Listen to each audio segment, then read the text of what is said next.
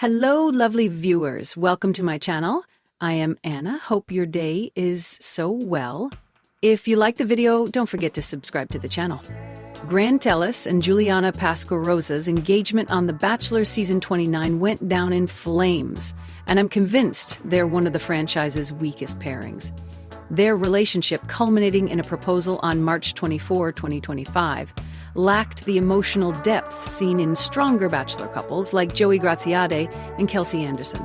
Grant's indecision, evident in his strong feelings for runner-up Litia, whom he told he loved, created distrust. Juliana's reserved demeanor and slow emotional connection undermined her likability.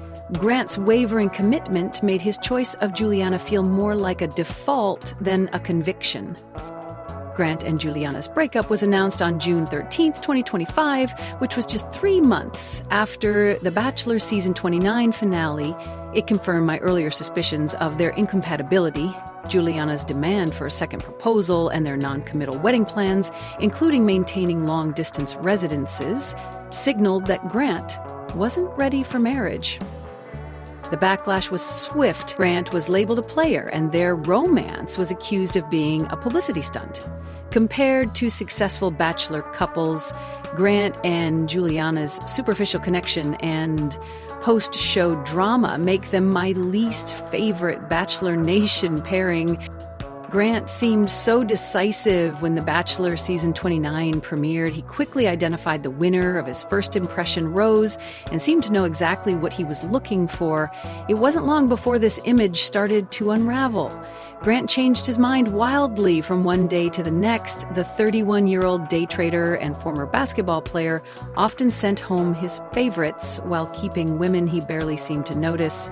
I always felt like he didn't seem to know what he wanted or what he was looking for. The season opened with Grant giving his first impression rose and a solo date to Alexei Goude, 28. They seemed to connect, but then he turned around and forgot about her for the rest of the season. 31-year-old contestant Dina Lupancu seemed to be his favorite until her hometown date didn't go perfectly. He told Litia that he'd pick her, then turned around and picked Juliana. Litia even alleged that Grant once told her he wanted to end the season early to be with her. Things seemed to be going well for the couple when Grant announced he'd be moving to Boston to be with Juliana. Before joining the cast of The Bachelorette Season 21 and The Bachelor Season 29, Grant lived in Houston, Texas. Juliana had a very close relationship with her large family, and Grant realized she'd have a hard time leaving New England. The fact that he was willing to move seemed like a great sign, but they were rarely seen in public together after that. It became increasingly clear to me that they weren't fully committed to the relationship. Grant and Juliana's breakup was disappointing, but The Bachelor franchise has had some notable successes recently. The Bachelor Season 28 ended with Joey Graziade and Kelsey Anderson getting engaged, and the two are still happy and in love. They're living together in Los Angeles while planning their highly anticipated wedding. The Golden Vasserette Season 1 ended with Joan Vassos and Chalk Chapel getting engaged. And the sexagenarians are still together. The Bachelor has led to many couples, but Grant and Juliana have been my least favorite. After more than 2 decades of roses, heartbreak, and headline-making drama, The Bachelor may finally be heading for a major shakeup. But only if the casting is just right. According to ABC executive Craig Erwich, the future of the franchise hinges on finding the exact right people to lead the series into its next chapter. With past controversies still casting a shadow over Bachelor Nation, producers are rethinking who gets the coveted role of Bachelor or Bachelorette, and how to avoid the missteps that have rocked the show in recent years. Are staying up much later and partying even more than the younger people? I haven't seen anything, but I anticipate a very, very good installment of Bachelor in Paradise. And then after that, we have The Golden Bachelor, and we've got a really special guy with Mel Owens. News that the franchise is getting a massive makeover is exciting, and it sounds like a very promising season for Bachelor in Paradise because the right people were chosen. It is important that any Bachelor Nation show is filled with as much entertainment as it is filled with love and connections. and Erwich promises that the right people are there to fulfill those needs. Erwich promised that The Bachelor is in excellent hands. The Bachelor is no different than any other show. You have to have the exact right casting. You have to have the exact right people. We're taking tremendous care with a very singular and beloved franchise, and we'll continue to roll those out as they're ready. This is a very promising statement because in the past, certain people on The Bachelor and The Bachelorette may not have been quite the best image for the franchise. Although Rachel Kirkconnell has made waves and won over the hearts of Bachelor Nation fans all over the world due to her public breakup with Matt James, she is still at the top of the most controversial Bachelor/Bachelorette cast members. During season 25 of The Bachelor, disturbing content from Rachel's past had resurfaced from her college days. Photos swirled through social media of Rachel and her friends partying at an antebellum-themed party. Bachelor Nation fans were furious with ABC for giving somebody like Rachel a platform and the opportunity to still remain as a contestant. Another problematic leading man is Colton Underwood. Colton was on season 14 of The Bachelorette and snagged the Bachelor role during season 23. After Colton's season aired, he faced accusations of stalking his then-girlfriend Cassie Randolph, an incident that left many Bachelor Nation viewers unsettled. With multiple faces of this franchise being troublesome, it is promising to hear Arie explain that the right steps are being taken to ensure that they have the exact right casting and taking care of the franchise as a whole. This is a pretty gloomy episode of The Bachelor, especially for Fantasy Suites Week. Is anyone having fun? Litia is. Is anyone getting what they want out of this process? Litia is. Is this going to turn out well for anyone involved? No, not even for Litia. That is my prediction now. There's a lot going wrong here, a lack of any real sexual chemistry between Grant and the Lady Tootist. Grant saying, "I love you," completely unprompted. Production giving Zoe the absolute worst date. But for me, what is such an absolute bummer is Grant continuing to objectify the women. Now, he's not objectifying them by talking about their bodies or how sexy they are, and maybe a little bit of that would be helpful, even to show us chemistry between Grant and the top three. No, I mean that he keeps referring to them as a wife or a mother, reducing them to the role they'll play in his life. Where is partner or girlfriend or sugar lips? The most egregious instance is when he says, "When I saw Zoe with her friends and family, I saw a wife." Zoe was transported to another plane of existence, and she became a wife. Grant has not said anything meaningful or specific about any of the women except where they rank on the A-wife scale. The other quality all the women have to display by the episode's end is adventurousness. The X-Argent's is wife, and the Y-Argent's is adventurous. So let's see how each woman ranks on the adventurous wife scale. We're in the Dominican Republic.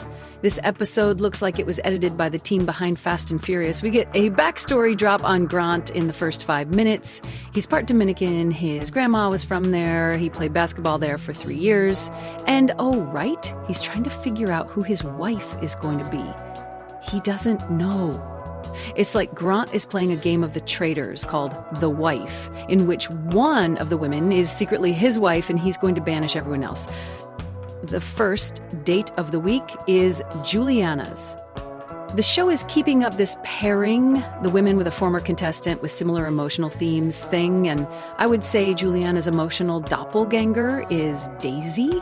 If Juliana were angling to be the Bachelorette and very ambivalent about the Bachelor, Juliana tells Daisy about the fact that she was cheated on repeatedly in her last relationship and is having trouble opening up or trusting or something. She says she puts up a bubbly front to hide how emotional she is inside.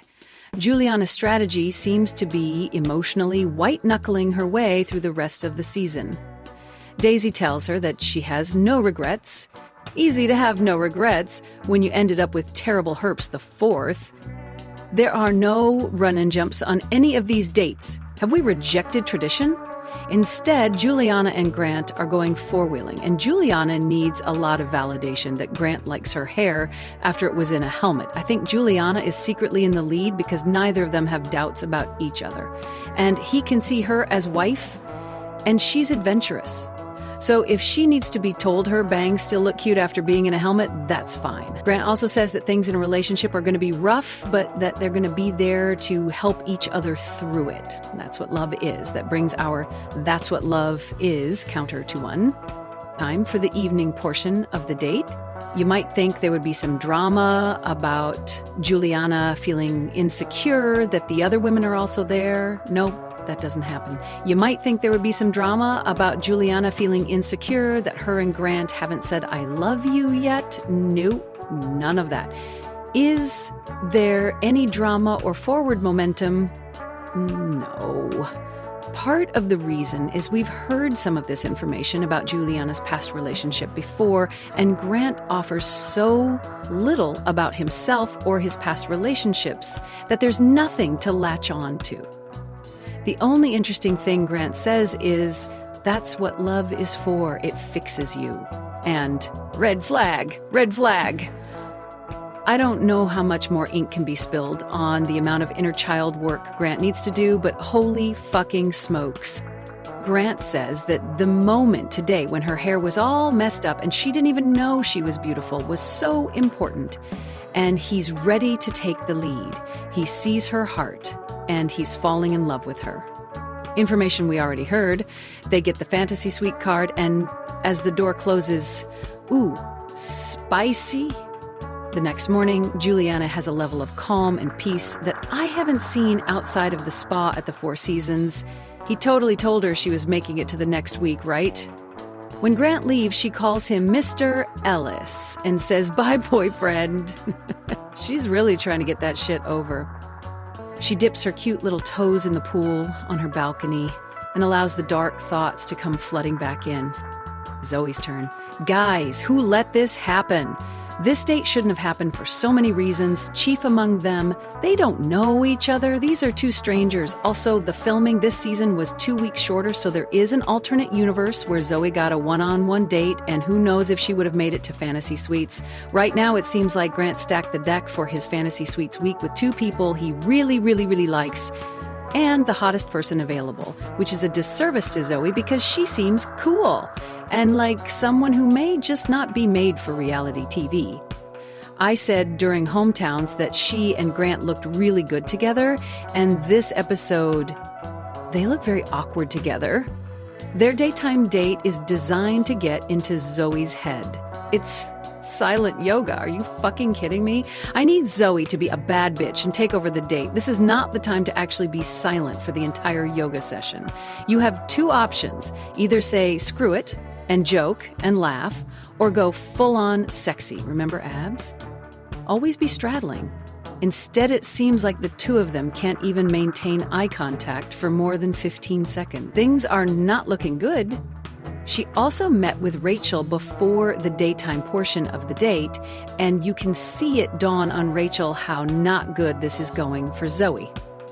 Zoe keeps saying she wants the romance and the softness. She clearly wants to feel like a viable option and wants Grant and the show to treat her like a potential romantic partner. And she keeps reiterating she wants a man to see her as deserving of love, and then the love will come. During the nighttime portion of the date, we don't even get to that because Zoe has more pressing questions, like, what's your whole fucking deal, dude? They're literally still at the tell me about yourself stage, and an engagement is supposed to happen next week. My favorite exchange is when Grant tells her that his favorite color is blue, and she asks him, what's my favorite color? And he goes, is it blue? This is a man who needs his partner to reflect his values and experiences so much that they definitely have the same favorite color, right? No, wrong. Her favorite color is teal, which is honestly an insane favorite color choice. Grant tells her about his family history and his dad's struggle with addiction. Zoe says that those issues are present in her family as well, and they seem to be starting down a road of SONE compatibility. Then Grant goes off on his flights of magical thinking and says he wanted to mend his family's brokenness and be in a family that eats dinner together. He doesn't really engage with Zoe, saying she's been through similar experiences. And they both pivot into generic TikTok relationship goals. I'm looking for someone to build an empire with. Ladies, no you don't. You want a man who will fold the laundry unprompted. They head to the fantasy suite, and where did their chemistry go? What is happening? At one point, Grant says he admires that she's a survivor, and I can't imagine a bigger lady boner killer than being described as a survivor. Instead of seeing them in bed the next morning, they are heading to a picnic on the beach. The beach in the morning? Oof. A beach at night? Sexy, romantic, wistful. A beach in the morning? Frigid, uncaring, heartless. You could hold a job interview or an intervention on the beach in the morning. Zoe says they're ready to build on where they are now. And oh, sweetie. The show is giving Litia a conflicted winner's edit, and I'm very interested to see where this goes. She is racing through several different fantasy suite tropes and dismisses them until she lands on the one she's going to work with for the rest of the episode. Kaiti is there to talk to her about how to manage hearing about the other women, but that doesn't appear to be an issue this season, so that gets put aside. It seems like Litia might be gearing up for an ultimatum if Grant sleeps with anyone else during fantasy suites, but that never materializes. Litia ultimately lands on no sex in the fantasy suites, and I can't tell if that's a hard moral boundary or result of her wanting to hurl on this zipline date. Ah, yes, the zipline date. Grant already knows that Litia is wife. She might be the most wife out of all the remaining women, but is she adventurous? The answer is a solid no, but Grant mostly ignores that. Litia is about to vomit and slash or sue the zipline company, and Grant is like, wow, she's a trooper. They head to a cenote and start talking about their future. Grant mentions that his father is in a rehab program in New Jersey, and Litia chimes in, so we can move to New York. Listen, my family's business for basically my entire life has been addiction medicine. My mom ran a treatment center for many years. I don't think we're going to move to the biggest city near my dad's rehab is a thing. I think Litia is treating Grant's father as if he has a terminal illness and is gearing up for that kind of in-law experience. And while very admirable, it's not exactly the same as being a full-time caregiver. Grant and Lydia just keep saying, I want you to be happy. No, I want you to be happy to each other. There's going to be a lot of self-sacrifice with these two. It's time for the evening portion of the date. Grant asks Litia what the next step is, and she says, meet your family and get engaged. She's watched this show. You can't trick her. Grant is trying to get a read on how quickly she wants to have kids, since everyone in her family told him she was an old crone who needs to be with child. She says her timeline is to have a kid by 33, so she's got 2 years. Grant seems a little freaked out by this timeline. He mostly seems like a guy who's never really thought about the fact that it gets harder for women to get pregnant as they get older, and was really asking if she wanted to go to Japan or Brazil after they get engaged. They get the fantasy suite card, and it sounds like Litia is going to say no, but she just wants to say no physical intimacy. Grant says he respects that, and it shows maturity to not build their foundation on sex, and then he says, I do love you. Yeah, okay, sure. She says it back, and they head to the fantasy suites floating on air. I don't have time to unpack whatever relationship gibberish Grant was spouting about sex as something that can get in the way of a foundation for a relationship, because the next morning Grant looks positively shook. It seems like the reality of telling Litia that he loves her is sinking in, and he says, should I stop now and pick Litia? What am I gonna do? Ooh. And he's very confused about this. He's panicking about how to manage the multiple feelings. Time for the rose ceremony. We all know how this is going to go down. Zoe is eliminated, and Grant tells her how hard this has all been on him. Zoe does a better job complimenting him and telling him he's going to find someone special. Grant, please. The way I have written "and nothing for Zoe" in my notes more than once this episode is depressing. We're wrapping up here for today, but the excitement of trending gossip doesn't stop here. We'll be back with new surprises very soon. So stay tuned and don't forget to subscribe.